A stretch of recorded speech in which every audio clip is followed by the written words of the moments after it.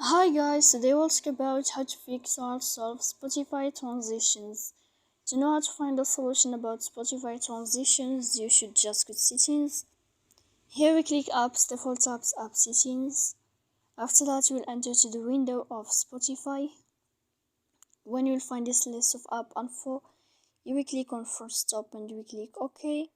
Then you will enter to the window of storage. Here we click clear cache. And in the end, you can go to Play Store. You will find it in this blue sign update, and you can click to update your app.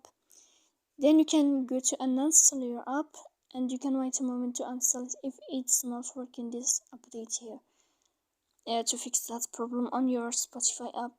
So please don't forget to support us by like and subscribe. See you next time in another video, and thank you for your attention and your watching.